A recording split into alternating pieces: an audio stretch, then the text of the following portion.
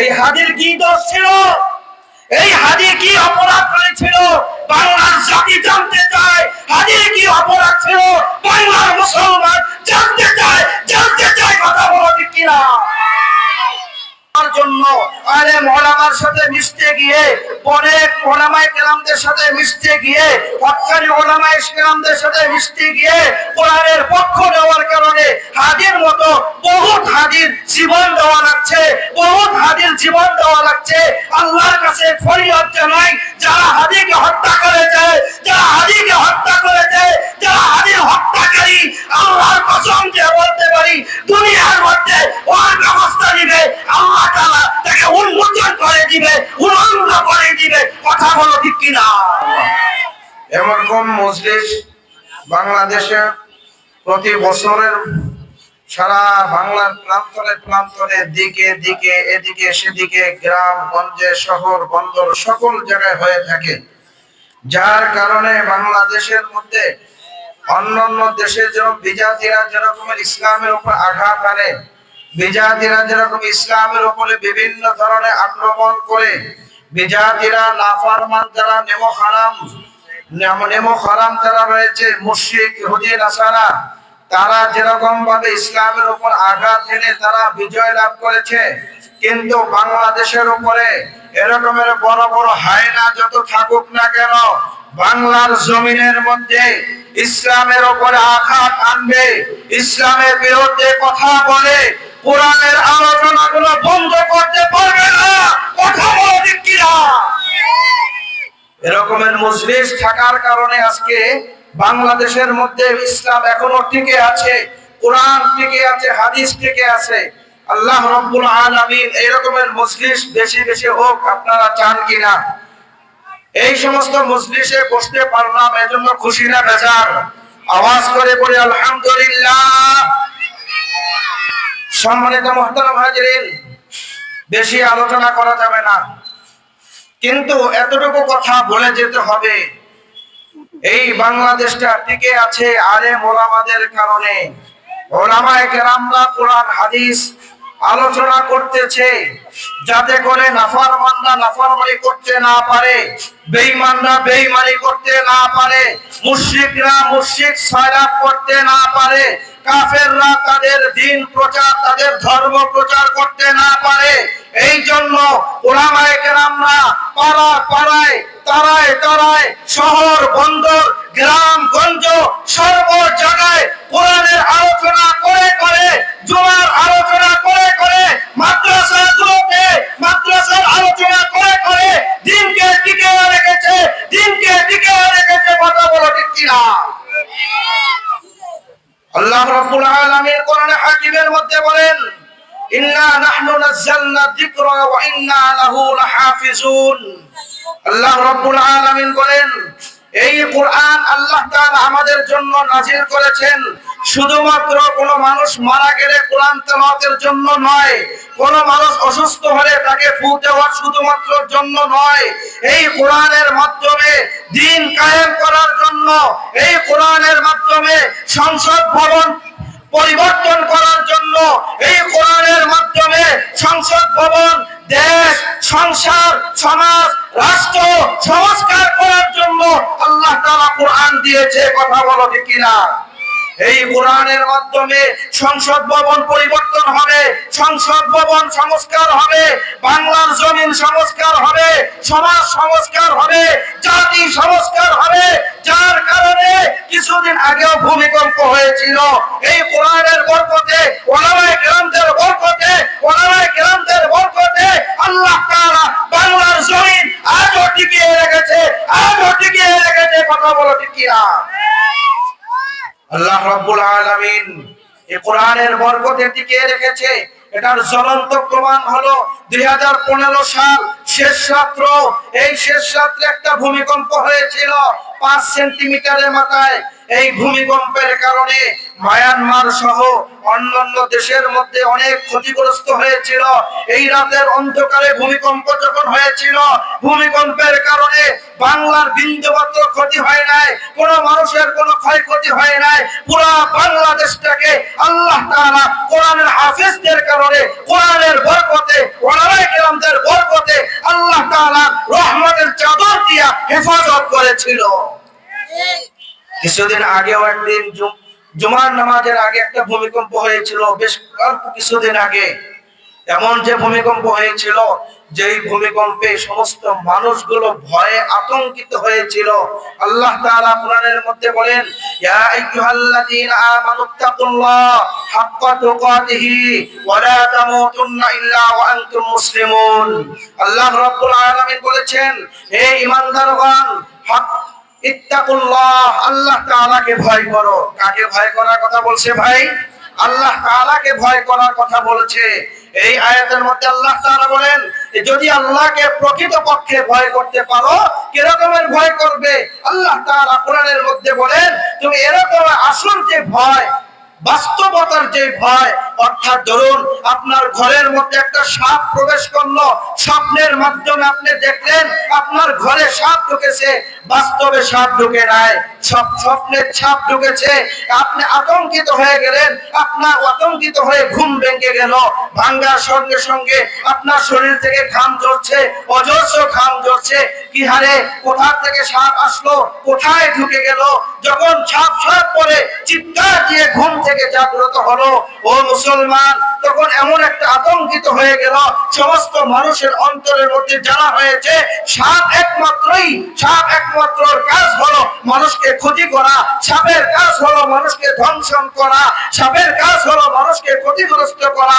এটা আপনার দিলের মধ্যে বসে গেছে, আপনার জেহেনের মধ্যে বসে গেছে, আপনার মধ্যে এটা ইয়াকিন হয়েছে সাপ যেহেতু ঢুকেছে, স্বপ্নে যেহেতু দেখেছি, স্বপ্নে ঢুকেছে না বাস্তবে ঢুকেছে, এটাকে খুঁজে বের করতেই হবে। যখন মাত্র খোঁজাখুঁজি শুরু করে দিল, স্ত্রী বলতেছে, কোথায় তুমি সাপ দেখলে স্বপ্নের মাধ্যমে, এটা বাস্তবতা নয়।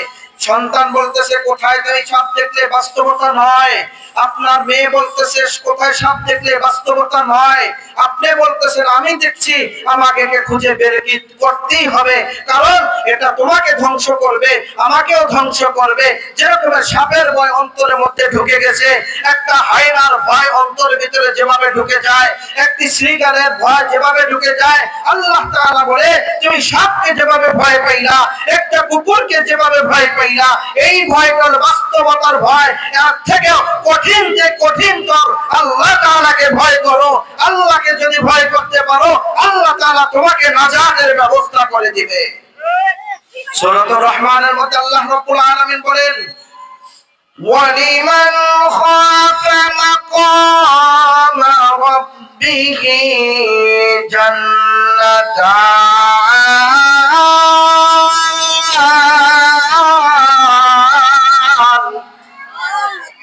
আল্লাহ রাব্বুল আলামিন বলেন, পৃথিবীর মধ্যে যে মানুষগুলো আল্লাহকে ভয় করে চলবে, পৃথিবীর মধ্যে যে মানুষগুলো আমার আল্লাহ তাআলাকে ভয় নিয়ে চলবে, আল্লাহ রাব্বুল আলামিন বলেন, মৃত্যুর পরে ওই মানুষটাকে আল্লাহ তাআলা পৃথিবীর তুলনায় 10 গুণ নয়, 10 গুণ নয়, আল্লাহ তাআলা 20 গুণ এর থেকে বেশি বড় বড় 2টা জান্নাত দান করবে। সুবহানাল্লাহ। কয়টা জান্নাত দিবে? 2টা জান্নাত দিবে, একটা নয়, 2টা জান্নাত দিবে। কেন? যদি মানুষ আল্লাহকে ভয় নিয়ে চলে, হাসরের ময়দান আল্লাহর সামনে দাঁড়াইতে হবে, হাসরের ময়দানে আল্লাহর সামনে বিচারের সম্মুখীন হতে হবে, আল্লাহর সামনে কাঠগড়ায় দাঁড়াইতে হবে। এই ভয় নিয়ে যে মানুষটা চলবে, এই ভয় নিয়ে যে মানুষটার সামনে অগ্রসর হবে, অগ্রগামী হবে, ওই মানুষটার পক্ষে গুনাহ করা সম্ভব নয়। ওই মানুষটার পক্ষে হাদির মতো মানুষকে হত্যা করতে পারে না, হাদির মতো মানুষকে হত্যা করতে পারে না। কথা বলো ঠিক কিনা? এই হাদির কি দোষ ছিল? এই হাদি কি অপরাধ করেছিল? বাংলার জাতি জানতে চায়, হাদির কি অপরাধ ছিল? বাংলার মুসলমান জানতে চায়। কথা বলো ঠিক কিনা? হাদি হাদির দোষ একটাই ছিল, সে ইসলামের পক্ষে কথা বলেছে, ওলামায়ে কেরামদের পক্ষে কথা বলেছে। হাদির দোষ একটাই ছিল, সে কোরআনের পক্ষে কথা বলেছে, বাতিলের বিরুদ্ধে ছিল, নাস্তিকদের বিরুদ্ধে ছিল, জালেমদের বিরুদ্ধে ছিল, যার কারণে আজকে হাদির জীবন দেওয়া লাগছে। কথা বলো ঠিক কিনা? এই হাদির মতো বহু হাদির জীবন দিয়েছে, আবু সাঈদ জীবন দিয়েছে, ইতিহাসে আছে না? সবাই জানা আছে আবু সাঈদ কেন জীবন দিয়েছিল? হক প্রতিষ্ঠা করার জন্য, জালিমকে বিতাড়িত করার জন্য, হক প্রতিষ্ঠা করার জন্য, জালিমকে দুরিচ্ছাদ করার জন্য আবু সাঈদের মতো বহু আবু সাঈদ জীবন দিয়েছে, বহু আবু সাঈদ জীবন দিয়েছে, হাদিরও জীবন দেওয়া লাগছে। ও মুসলমান, এই হাদিকে যেই মানুষটা হত্যা করলো, শাহাদাত দিক করলো, ওই মানুষটা তো আগের থেকে পূর্বে থেকেই অপরাধী ছিল, কারাগারে ছিল। কে তাকে মুক্তির ব্যবস্থা করেছে? কে তাকে সুপারিশ করেছে? কে তাকে জামিনের ব্যবস্থা করেছে? বাংলার মুসলমান জানতে চায় তার মুক্তির ব্যবস্থা কে করলো? তার বিরুদ্ধে, এই হাদির বিরুদ্ধে দাঁড়ানোর জন্য দুঃসাহস কে দিয়েছে? এই ভারত হতে পারে সন্ত্রাসী দেশ, ভারত কোনদিন বাংলাদেশের শুভাকাঙ্ক্ষী হতে পারে না, ভারত কোনদিন বাংলার মুসলমানদের বন্ধু হতে পারে না, ইহুদি কোনদিন বন্ধু হতে পারে না, ইহুদি কোনদিন মুসলমানদের শুভাকাঙ্ক্ষী হতে পারে না, কাফের মুশরিক শুভাকাঙ্ক্ষী হতে পারে না। কথা বলো ঠিক কিনা? আল্লাহ রাব্বুল আলামিন কোরআনের মধ্যে বলেন, যারা দাঁড়িয়ে আছেন বসেন, ভিতরে চলে আসেন, দাঁড়িয়ে থেকে লাভ নেই, আসেন আসেন, আস্তে আস্তে আসেন। আর জিকির করি লা ইলাহা ইল্লাল্লাহ, লা ইলাহা ইল্লাল্লাহ, লা ইলাহা ইল্লাল্লাহ। ডাইনে মাটি বামে মাটি, নিচে মাটির বিছানা, উপরেতে বাঁশের চাটকি, পালাইতেও পারবে না, লা ইলাহা ইল্লাল্লাহ।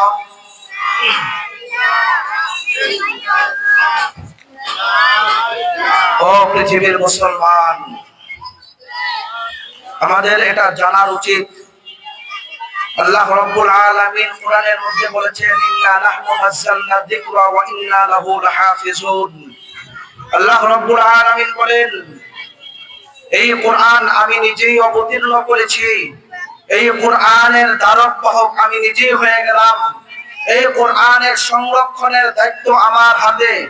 এই জন্য পৃথিবীতে সুরলগ্ন থেকে কোরআন যেদিন অবতীর্ণ হয়েছিল, আবু জাহেল, উতবা, শাইবা, ওলীদ ইবনে মুগীরা, বড় বড় নাস্তিকবাদীরা যারা রয়েছিল, কোরআনের বিরোধিতা করেছিল। কোরআনের বিরোধিতা করার কারণে আমাদের নবী মুহাম্মদুর রাসূলুল্লাহ সাল্লাল্লাহু আলাইহি ওয়াসাল্লাম চ্যালেঞ্জ করেছিল, কাবার গিলাফের মধ্যে লিখে দিয়েছিল, ছোট্ট একটা সূরা লিখে দিয়েছিল, ইন্না আতাইনাকাল কাউসার ফাসাল্লি লিরাব্বিকা ওয়ানহার ইন্না শানিআকা হুয়াল আবতার। এই কোরআন, এই সূরাটা লিখে আল্লাহর নবী আল্লাহ তাআলা নির্দেশ ক্রমে চ্যালেঞ্জ করেছিল, কাফের মুশরিকদের বিরুদ্ধে চ্যালেঞ্জ করেছিল। চ্যালেঞ্জ আল্লাহর নবী জিতে গিয়েছিল। কাফের মুশরিকরা বহু পণ্ডিত ছিল, বহু থেকে বহু পণ্ডিত ছিল। আল্লাহ তাআলা কোরআনের মধ্যে বলেছে, তোমাদের যত মূর্তি আছে, তোমাদের যত দেব দেবী আছে, তোমাদের যত উপাসক রয়েছে, প্রত্যেককে ডেকে ডেকে আনো এবং আল্লাহকে বাদ দিয়ে এর মতো আরেকটা সূরা তোমরা লিখে দাও। ওখানে সূরা লিখতে পারে নাই, কাফের মুশরিকরা হার মেনেছে এবং লেখা হয়েছে, হাযা লাইসা হাযা কালামুল বাশার, এটা কোনো মানুষের অঙ্কিত লেখা নয়, এটা মানুষের কোনো বানানো কোরআন নয়, এই কোরআন স্বয়ং আল্লাহ তাআলার পক্ষ থেকে এসেছে। আল্লাহ তাআলা কোরআনটাকে কয়েক জায়গায় হেফাজত করেছেন। সর্বপ্রথম হেফাজত হইল আল্লাহ রাব্বুল আলামিন কোরআনটাকে লাউহে মাহফুজের মধ্যে হেফাজত করেছেন। দ্বিতীয় নাম্বার হইল জিবরাইল আলাইহিস সালামের সিনার মধ্যে হেফাজত করেছে। তৃতীয় নাম্বার মিকাইল আলাইহিস সাল্লামের কপালের মধ্যে হেফাজত করেছে। চতুর্থ নাম্বার জনাবে মুহাম্মদুর রাসূলুল্লাহ সাল্লাল্লাহু আলাইহি ওয়াসাল্লামের কাছে হেফাজত করেছে। এরপরে প্রথম আসমানে হেফাজত করেছে। এত যদি জায়গায় জায়গায় হেফাজত থাকে, এই কোরআন বিলুপ্ত হওয়ার মতো কোরআন নয়, এই কোরআন বিলুপ্ত করার মতো নয়। যারাই কোরআন বিলুপ্ত করতে যাবে, যারাই কোরআন বিলুপ্ত করতে আসবে, তারাই বিলুপ্ত হয়ে যাবে। তারা আবু জাহেলের মতো, উতবার মতো, শাইবার মতো বিলুপ্ত হয়ে যাবে। কথা বলো ঠিক কিনা? ও পৃথিবীর মুসলমান, কোরআন বিলুপ্ত হওয়ার মতো কোরআন নয়। আমার মালিক আমার আল্লাহ কোরআন বিলুপ্ত হওয়ার মতো দেয় নাই। পৃথিবীর মধ্যে অনেক অসংখ্য কিতাব এসেছে, 104 খানা কিতাব সহিফা এসেছিল। কোরআন বাদে সবগুলোকে পরিবর্তন করেছিল, কিন্তু কোরআন আজ পর্যন্ত নবী মুহাম্মদুর রাসূলুল্লাহ সাল্লাল্লাহু আলাইহি ওয়াসাল্লাম পর্যন্ত যে রকম অবতীর্ণ হয়েছে, জবরটা যেমন ছিল, জেরটা যেমন ছিল, নুকতাটা যেমন ছিল, আজও তেমন আছে, কিয়ামত পর্যন্ত থাকবে। কেউ যদি পরিবর্তন করতে চায়, কোরআনের বিধান না মানতে চায়, কোরআনের বিধান পরিবর্তন করতে চায়, খোদার কসম দিয়ে বলি, খোদার কসম দিয়ে বলি, ওই নিজে পরিবর্তন হয়ে যাবে, ওই জাতি পরিবর্তন হয়ে যাবে, চাই সে যে জাতি হোক না কেন। কথা বলো ঠিক কিনা? কোরআন পরিবর্তন হওয়ার মতো নয়, কোরআন পরিবর্তন করার মতো নয়। কোরআন যেই আসবে পরিবর্তন করতে, খোদার কসম ওইটাই পরিবর্তন হয়ে যাবে। কোরআন সংস্কার করার মতো নয়। মাঝে মাঝে কোরআনের ভুল ধরে কিছু কিছু নাস্তিকরা কোরআনের ভুল ধরার চেষ্টা করে। এই জোতা বাড়ি খাইয়া মানুষের গালি গালাজ খেয়ে সোজা হয়ে যায়, নিস্তব্ধ হয়ে যায়। কোরআন উদ্দিন ভাবে মানুষের উপরে বিস্তার হয়ে যায়, মানুষের উপরে বিস্তার হয়ে যায়, মানুষকে ছায়া দেয়, মানুষকে অবস্থান নেয়, মানুষকে জান্নাত পৌঁছে দেয়। ও পৃথিবীর মুসলমান, এই কোরআনের পক্ষে কথা বলতে গিয়ে, এই কোরআনের পক্ষে চলতে গিয়ে, এই কোরআনের পক্ষে মিশতে গিয়ে, এই কোরআনের পক্ষে আসর নেওয়ার জন্য আলেম ওলামার সাথে মিশতে গিয়ে, অনেক ওলামায়ে কেরামদের সাথে মিশতে গিয়ে, হক্কানি ওলামায়ে কেরামদের সাথে মিশতে গিয়ে, কোরআনের পক্ষ নেওয়ার কারণে হাদির মতো বহুত হাদির জীবন দেওয়া লাগছে, বহুত হাদির জীবন দেওয়া লাগছে। আল্লাহর কাছে ফরিয়াদ জানাই, যারা হাদিকে হত্যা করেছে, যারা হাদিকে হত্যা করেছে, যারা হাদির হত্যাকারী, আল্লাহর কসম দিয়ে বলতে পারি দুনিয়ার মধ্যে ওর ব্যবস্থা নিবে আল্লাহ তাআলা, তাকে উন্মোচন করে দিবে, উন্মুক্ত করে দিবে। কথা বলো ঠিক কিনা? ও পৃথিবীর মুসলমান, কোরআন এমন একটা জিনিস, আল্লাহ রাব্বুল আলামিন কোরআন অবতীর্ণের ব্যাপারে বলেছিল। আল্লাহ তাআলা বলেন, আমি কোরআন অবতীর্ণ করেছি এবং এই কোরআন নাযিল করেছি আমি, এবং কোরআনকে হেফাজত করব আমি। এই জন্য পৃথিবীর কোন মানুষের হেফাজতের দায়িত্ব নয়, কিন্তু যারা ধারক বাহক হবে, যারা কোরআনের সাথে মিশবে, যারা কোরআনের ধারক বাহক হবে, যারা কোরআনের হাফেজের বাবা হবে, যারা কোরআনের হাফেজের মা হবে। হাদিসের মধ্যে এটাও পাওয়া যায়, যদি কোনো মানুষ কোন সন্তানকে যদি হাফেজ বানায়, আলেম বানায়, আল্লাহর কসম দিয়া বলতে পারি, ওই কোরআনের হাফেজ, ওই আলেম যদি মা বাবার জানাজা পড়ায়, আল্লাহর কসম দিয়া বলতে পারি, তা ওই মা বাবার কবরে আযাব আল্লাহ বন্ধ করে দেন, আল্লাহ তাআলা বন্ধ করে দেন। এই জন্য বন্ধ করে দেন যে সে কোরআনের একটা সম্মান পেয়েছে, এবং কোরআনের হাফেজের মা বাবার কি সম্মান দিবে হাসরের ময়দানে জানেন?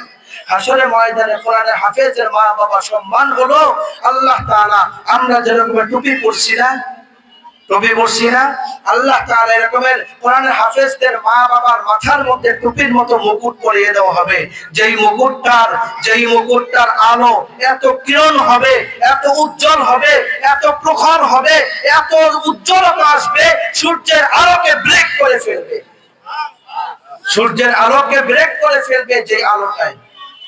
আচ্ছা, সূর্য উঠলে সূর্যের দিকে তাকানো যায়? কি বলেন? তাকানো যায়? তাকানো যায় না। সূর্যের দিকে তাকানো যায় না। কিন্তু সূর্যের দিকে যেহেতু তাকানো যায় না, সূর্যের আলো যদি ব্রেক হয়ে যায়, সূর্যের থেকেও যদি আলো বেশি হয়, আমরা যতই এই যে বড় ধরনের লাইট লাগাই রাত্রে বেলা, খেলার স্টেডিয়ামের মাঠে বড় বড় লাইট লাগানো হয়, মনে হয় যে দিনের মতো আলো হয়ে গেছে। যখন সূর্য ওঠে ওই লাইটটা জ্বালাইলে তখন কি আলো দেখা যায়? হ্যাঁ, সূর্যের সামনে আলোর কোনো দাম আছে? সূর্যের সামনে আলোর কোনো দাম আছে? আলোর কোনো দাম নাই। ওই লাইটের আলো মানুষের তৈরি কৃত্রিম কোন আলো, যেরকম সূর্যের সামনে দাম নাই, এরকম ভাবে একজন কোরআনের হাফেজের মা বাবার মাথার মুকুটের মূল্য সূর্যের আলোর থেকে আরো বেশি। তার সামনে সূর্যের আলোর কোনো দাম নাই। ও পৃথিবীর মুসলমান, যদি এমন হয় কোরআনের হাফেজদেরকে কেমন বলা হবে? আল্লাহ রাসূল সাল্লাল্লাহু আলাইহি ওয়াসাল্লাম বলেন, যখন কোরআনের হাফেজ হাসরের ময়দানে উঠবে, হাসরের ময়দানে ওঠার পরে তাকে কোনো প্রশ্ন করবেন না। কোরআনের হাফেজ যখন ইন্তেকাল করবে, ইন্তেকালের সঙ্গে সঙ্গে কোরআনের হাফেজের এই কোরআনটাকে একটা বাচ্চার রূপ দিয়ে তার কাপড়ের মধ্যে ঢুকিয়ে দেওয়া হবে, যেটা অন্য কোনো মানুষ বুঝতে পারবে না। যার কোরআন সেই বুঝতে পারবে কোরআনের সাথে সম্পর্ক রাখলে কি লাভ, কোরআনের সাথে সম্পর্ক রাখলে কি মূল্য রয়েছে। দেখেন, যখন ওই সাথে দেওয়া হবে, কবরের মধ্যে যখন নামানো হবে, কবরের মধ্যে নামানোর পরে কোরআনের হাফেজকে বলা হবে, উঠো, ফেরেশতা আসবে, এসে বলবে তোমাকে প্রশ্ন করা হবে, তোমাকে 3টা প্রশ্ন করা হবে, প্রশ্নের জবাব দাও। কোরআনের হাফেজের জন্য কোরআন তাকে হেফাজত করবে কিভাবে? দেখেন, কোরআন তাকে বলবে, এই তুমি কোথা থেকে আসলে, কি তোমার পরিচয়, তোমরা দুইজন কোথা থেকে আসলো? আমার বন্ধু ঘুমাইতেছে, কোরআনের হাফেজ ঘুমাইতেছে, একে কোনো প্রশ্ন করো না, এর ঘুমের মধ্যে ব্যাঘাত ঘটায়ো না, এর ঘুমের মধ্যে আঘাত খাইলো না, এর ঘুমের মধ্যে বিচ্যুতা ঘটায়ো না। যত প্রশ্ন দরকার আমাকে করো, আমি তোমার প্রশ্নের জবাব দিয়ে দিব। কোরআন বলবে, আমি তোমাকে প্রশ্নের জবাব দিয়ে দিব। ওকে ভিন্নতা কোনো করো না, ওর ঘুমে ডিস্টার্ব করো না, ওর ঘুমে বিঘ্নতা ঘটায়ো না। তখন ফেরেশতারা ডাক দিয়া বলবে, তুমি কে, কোথা থেকে আসলে? প্রতি কবরের মধ্যে আমরা একজনকে পাই, এই কবরে 2 জন। ঘটনা কি? কোথা থেকে আসলে, কি তোমার পরিচয়? কোরআন তাদেরকে পরিচয় দিবে। আমার পরিচয় যদি জানতে চাও, তোমাকে যে কে পাঠিয়েছে বলবে স্বয়ং আল্লাহ তাআলা, তার কাছে চলে যাও, তার কাছ থেকে আমার পরিচয় নিয়ে নিও। এই ফেরেশতা 2 জন আল্লাহ তাআলার কাছে চলে যাবে। আল্লাহ তাআলার কাছে যাওয়ার পরে আল্লাহকে জিজ্ঞাসা করবে, আল্লাহ, প্রতি কবরে একজন করে পাই, তাদেরকে প্রশ্ন করি, সওয়াল দেই, তারা জবাব দেয়, কেউ পারে কেউ পারে না, কাউকে জান্নাত দেই, কাউকে জাহান্নামের ব্যবস্থা করে দেই। কিন্তু এই কবরের মধ্যে 2 জন, প্রশ্ন করার কোনো ব্যবস্থা নাই, প্রশ্ন করার মতো কোনো পরিস্থিতি নাই। কারণ কি?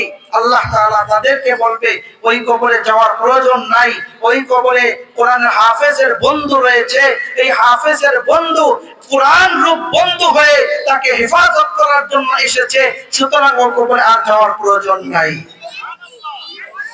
এরপরে আপনার কবরের মধ্যে হাফেজের কোরআনে হাফেজের কবরের মধ্যে আল্লাহ রাসূল সাল্লাল্লাহু আলাইহি ওয়াসাল্লাম বলেন, ঝুলের বিছানা বিছিয়ে দেওয়া হবে। কিরকমের একটা জ্বলন্ত প্রমাণ নিয়ে নেন। আমাদের ভারত উপমহাদেশের একজন বিখ্যাত উলামায়ে কেরাম ছিলেন, বুজুর্গ মানুষ ছিলেন, আল্লামা সাঈদ রাহমাতুল্লাহি আলাইহি। আল্লামা কারি তৈয়ব শাহ হুজুর রাহমাতুল্লাহি আলাইহি তখন দেওবন্দ মাদ্রাসার প্রিন্সিপাল ছিলেন। দেওবন্দ মাদ্রাসার প্রিন্সিপাল যখন ছিলেন, তখন সৈয়দ আসাদ মাদানী রাহমাতুল্লাহি আলাইহি, হোসেন আহমদ মাদানী রাহমাতুল্লাহি আলাইহি নাম শুনছেন? হোসেন আহমদ মাদানী রাহমাতুল্লাহি আলাইহি এমন একজন জগৎ বিখ্যাত ভারত উপমহাদেশের মধ্যে যুগ শ্রেষ্ঠ তখনকার একজন আলেম ছিলেন, যিনি রাসূলুল্লাহ সাল্লাল্লাহু আলাইহি ওয়াসাল্লামের রওজার পাশে বসে 1 দিন নয় 2 দিন নয় 18 বছর পর্যন্ত সকল মাযহাবের উপরে তার হাদিসের ধ্বজ দিয়েছিলেন। তিনি এরকম একজন ব্যক্তিত্ব মানুষ ছিলেন, হুসাইন আহমদ মাদানী রহমাতুল্লাহি আলাইহি। কোন হাদিসের যদি সন্দেহান আসতো, ওই হাদিসটা সহিহ নাকি গলত নাকি ভুল, কোন শব্দটা ভুল, এটা সংস্কারের জন্য যখন ছাত্রদেরকে পড়াইতো, তখন যখন প্রশ্ন করত, প্রশ্নের জবাব হুসাইন আহমদ মাদানী রহমাতুল্লাহি আলাইহি বলতেন, যাও এই হাদিস যে বর্ণনা করেছে তার কাছে জিজ্ঞাসা করো, ডান দিকে রাসূলের রওজা, রাসূলকে জিজ্ঞাসা করো, রাসূলই বলে দিবে এটা সহিহ না গলত। রাসূলের মাধ্যমে সরাসরি তারা এটার সমাধান নিয়ে নিতেন। এত বড় একজন জগৎ বিখ্যাত আলেম ছিলেন, ভারত উপমহাদেশের জগৎ বিখ্যাত আলেম। তার ছেলে সৈয়দ আসআদ মাদানী রহমাতুল্লাহি আলাইহি, আসআদ মাদানী রহমাতুল্লাহি আলাইহি তিনি ছিলেন ওখানে শাইখুল হাদিস। তখন তো একজন লোক, তিনি নতুন সরকারি চাকরি হয়েছে, সরকারি চাকরি যখন হইল, সরকারি চাকরির জন্য নতুন অ্যাপয়েন্টমেন্ট লেটার দেয়, দেয় না? অ্যাপয়েন্টমেন্ট লেটার দেয়। এই অ্যাপয়েন্টমেন্ট লেটার নিয়ে চাকরিতে যাইতেছে, সাইকেলে চলে, দেখতো হুজুরের মতো, কিন্তু হুজুর না, আলেম নয়, কোন মুফতি নয়, মুহাদ্দিস নয়, সাধারণ মানুষ। আমাদের সমাজে এমন অনেক মানুষ রয়েছে যারা সাধারণ মানুষ হয়েও আলেমদের বেশ ধরে চলে, আছে না? আলেমদেরকে মহাব্বত করে, সুন্নতে লেবাস মহাব্বত করে, দাড়ি টুপি ভালোবাসে, যার কারণে সে এমন আলেম, এমন বেশ ধরেছে, এমন কাপড় পরিধান করেছে, মনে হয় যেন সে একজন আলেম। যেই মাত্র এই মানুষটা যখন তার চাকরির দিকে যাইতেছিল, সাইকেলে চলে যাবার সময়, তখনকার জমানায়, এখন তো বিমান হয়েছে, জাহাজ আছে, তারপরে হেলিকপ্টার আছে, বিমান আছে, ট্রেন আছে, তখনকার এমন কোনো ছিল না। একমাত্র বাহন, বেশিরভাগ বাহন ছিল নদী পথের চলা, জাহাজ ছিল, আর যারা ব্যক্তিগতভাবে চলতো তারা সাইকেল দিয়ে চলতো। এখন তো মোটর সাইকেল আছে, বিভিন্ন ধরনের যানবাহন আছে। তখন তিনি তার সাইকেল নিয়ে যাইতেছে, যাবার পথিমধ্যে একটা গ্রাম্য মানুষ দাঁড়িয়ে রয়েছে, একটা খাটিয়ার মধ্যে লাশ নিয়ে দাঁড়িয়ে আছে, আর বলতেছে, হুজুর, দেখতে তো হুজুরের মতো, বলতেছে, হুজুর আমাদের এই লাশটা কিভাবে গোসল করাইতে হবে, আমরা তো একেবারে গায়ে গ্রামের মানুষ, আমরা ভালো মতো বুঝি না, কিভাবে গোসল করাইতে হয় আমরাও তাও জানি না, কাপড়ে কাপড় পরাইতে হবে কিভাবে তাও জানি না, আপনি একটু যদি ব্যবস্থা করে দিতেন আমাদের একটু সুবিধা হইতো। দেখেন, এরপরে তিনিও খুব হৃদয়বান মানুষ, কোমল হৃদয়ের লোক। এরপরে যখন তিনি তার গোসলের ব্যবস্থা করলেন, কাপড়ে কাপড়ের ব্যবস্থা করলেন, পরালেন, এবং যখন দাফন করলেন, দাফন করার পরে যখন কবরের মধ্যে নামাবেন, কবরের মধ্যে নামায়া তাকে যখন লাশটা কবর দিয়ে ফেললেন, কবর দেওয়ার পর উপরে মাটি দিয়ে ক্লিয়ার কমপ্লিট করে সে তার চাকরির স্থানে চলে গেল সরকারি চাকরির জন্য। যাবার পরে, ওখানে যাওয়ার পরে সরকারি চাকরির জন্য যখন গেল, যাবার পরে পকেটে হাত দিয়ে দেখে অ্যাপয়েন্টমেন্ট লেটার আর নাই, হারায় ফেলছে। বহু টেনশনের মধ্যে পড়ে গেল, এত টেনশনে পড়ছে যে এখন সে তার চাকরিতে ঢুকতে পারতেছে না। আজকে তার জয়েনিং এর ডেট, আজকে তার জয়েনিং এর দিন, এখন সে ঢুকতে পারতেছে না। কি করা যায়, কি করা যায়, মহা টেনশনে পড়ে গেল। আবার ফেরত চলে আসলো, দেখি কোথায় পড়লো। তার ঘুরতে ঘুরতে ঘুরতে ঘুরতে মনে পড়লো যে ওখানে তো আমি কাজ করেছিলাম, কবরের মধ্যে নেমেছিলাম, আমি কবরটা খনন করেছিলাম, আমি তো গোসল করাইছি, কাপড়ে কাপড় পরাইছি, দেখি কোন এক জায়গায় হয়তো মাপ এখানে পড়ে গেছে, এমনটা হবে। পৃথিবীর মুসলমান, মূল কথা আপনার শুনে নেন, কানটা খাড়া করেন, মনোযোগ সহকারে শুনে নেন। যেই মাত্র কবরের সামনে আসলো, আসে তার এলাকার মানুষদেরকে ডাক দিয়া বললো, আমি আপনাদের উপকার করেছিলাম, আজকে যদি আপনি আমাদেরকে একটা উপকার করতেন, আমার সরকারি চাকরিটা হাতছাড়া হইতো না। পৃথিবীর মুসলমান, আমার সরকারি চাকরি হাতছাড়া হইতো না। এখন কি করা যায়? এলাকার মানুষরা পরামর্শ করে চিন্তা করলো যে আমাদের উপকার করেছে, আমরাও তার একটু উপকার করে দেই। আর কি হবে, লোকটা তো মারা গেছে, তার তো এরকম জাগ্রত হওয়ার কোনো সুযোগ নাই। যে মারা যায় সে তো আর আসে না, কিন্তু তার যদি একটু উপকার হইতো, যে আমাদের জন্য উপকার করেছে। সকল এলাকার মানুষ, গণ্যমান্য ব্যক্তিরা, মুরব্বী কেরামরা তাকে অনুমতি দিল। অনুমতি দিয়া বলল, যাও তুমি তোমার যেখান থেকে খুশি সেখান থেকে খোঁজ করে নাও। যেখানে গোসল করাইছিল ওখানে তালাশ করলো, ওখানে পাওয়া গেল না। আর যেখানে বসে কাপড় পরাইলো সেখানেও পাওয়া গেল না। নিশ্চিত হয়ে গেল আর কোথাও বাকি নাই। আমার মন বলে ওই কবরের মধ্যে হয়তো আমার অ্যাপার্টমেন্ট লেটারটা পড়ে গেছে। যদি আপনারা অনুমতি দেন, কবরের মাটি কিছু সরাইয়া কবরে নেমে আমার অ্যাপার্টমেন্ট লেটারটা নিয়ে যাইতা। ও পৃথিবীর মুসলমান, সকলের অনুমতি ক্রমে যেই মাত্র মাটি সরাইতে শুরু করে, অল্প কিছু সরাইল, অমনি করে দেখে মাটির ভিতর থেকে মেশক আম্বরের মতো এমন একটা সুবাস বের হইতে শুরু করলো, যে সুবাসটা সে তার নাকি জিন্দেগিতে কোনোদিন আর পায় না। সুবহানাল্লাহ। মাটি সরাই ফেললো।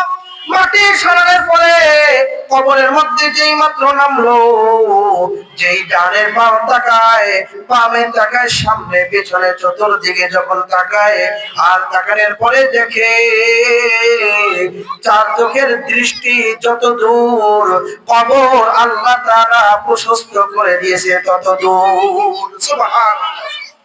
শুধু তাই নয়, ওই কবরটার মধ্যে ফুল গোলাপের পাপড়ি দিয়ে ভরপুর করে দিয়েছে। আর তিনি চিন্তা করলো, এত সম্মান এত ইজ্জত কেন দেওয়া হইল? এই মানুষটা হয়তো বা কোনো আলেম ছিল, নয়তো বা কোনো মুফতি ছিল, নয়তো বা কোনো জাননেওয়ালা আবেদ ছিল। জিজ্ঞাসা করলো, কে আছে কে আছে? সকলকে জিজ্ঞাসা করলো। জিজ্ঞাসা করার পরে কেউ বলতে পারলো না। সকলে বলল, সেই মানুষটা সাধারণ একজন দিন মজুর মানুষ ছিল, খেতে খামারে কাজ করতো এমন একজন মানুষ ছিল। ও পৃথিবীর মুসলমান, জিজ্ঞাসা করলো, কে আছে তার কেউ নাই, স্ত্রী নাই, একটা কন্যা সন্তান আছে, ঘরের মধ্যে বসবাস করে। কন্যা সন্তানকে জিজ্ঞাসা করলো, ও মা, তুমি কি আমল করতা? তোমার বাবা কি আমল করতে একটু বলো তো। আল্লাহ তাআলা তোমার বাবাকে এত সম্মান কেন দিয়েছে? তোমার বাবাকে এত সম্মান এত ইজ্জত কেন দিয়েছে? একটু বলো, বর্ণনা করে যাও। মেয়ে বলতেছে, আমার বাবা একজন মূর্খ মানুষ ছিল, আমার বাবা কোনো শিক্ষিত ছিল না, স্কুল কলেজে পড়ালেখা করে নাই, মাদ্রাসায় পড়ালেখা করে নাই, কোনোদিন দেখি নাই মাদ্রাসায় পড়তে। কিন্তু সকালবেলা যখন হইতো, ওই তাকের উপরে একটা বই আছে, ওই বইটা প্রতিদিন নামাইতো, আর নামাইয়া হাত বুলাইতো, পড়তে পারতো না, হাত বুলাইতো, আর এই কথা বলতো, এ মেরে মাওলা जो कुछ कहा सच कहा। আমার আল্লাহ যা বলেছে এটা আমার আল্লাহর কিতাব, যা কিছু বলেছে সত্য বলেছে, বিন্দু মাত্র ভুল বলে নাই। চোখের পানি ছাড়তো আর আঙ্গুল বুলাইতো, সকালবেলা শুধু আঙ্গুল টানতো আর চোখের পানি ছাড়তো। এই কারণে ওই আলেম বুঝতে পারলো, ওই পাবলিক বুঝতে পারলো। আর আমার বোঝার বাকি নাই, এই কোরআনকে সম্মান করার কারণে, কোরআনকে ইজ্জত করার কারণে আল্লাহ তাআলা তার কবরের মধ্যে এত সম্মান এত ইজ্জত দিয়েছে। বলি সুবহানাল্লাহ। কোরআনের সাথে আমরা থাকবো ইনশাআল্লাহ, কোরআনের সাথে থাকবো, কোরআনকে সংরক্ষণ করার জন্য, কোরআনকে হেফাজত করার জন্য, ইসলামকে হেফাজত করার জন্য, দ্বীনকে টিকানোর জন্য। যদি কাউকে ডাক দেওয়া হয় স্লোগানের জন্য, ডাক দেওয়া হয় ইসলাম টিকানোর জন্য, ডাক দেওয়া হয়, কারা কারা প্রস্তুত আছো কথা বলো। ও পৃথিবীর মুসলমান, এই কোরআনের পক্ষে কথা বলতে গিয়ে হাদির জীবন গেছে, হক কথা বলতে গিয়ে হাদির জীবন গেছে, অনেক আলেমদের জীবন গেছে। দেলোয়ার হোসেন সাঈদী সাহেবের জীবন গেছে, এরকমের বহু আলেমদেরকে কারাগারে বন্দী করে জালেম সরকাররা জুলুম নির্যাতন করেছিল। যেভাবে পলায়ন হয়েছে বাংলার জমিন থেকে, যেভাবে প্রতারিত হয়েছে, যেভাবে পলায়ন করেছে, কেউ থাকতে পারবে না। কোরআনের বিরুদ্ধে যারা যাবে তাদেরও পলায়ন করতে হবে। কথা বলো ঠিক কিনা? আল্লাহ তাআলা আমাদেরকে কোরআনের পক্ষে থেকে হক প্রতিষ্ঠা করার জন্য, হকের পক্ষে থেকে হক প্রতিষ্ঠা করার জন্য সর্বদা কাজ করার জন্য তৌফিক দান করুক। সকলে বলে আমিন।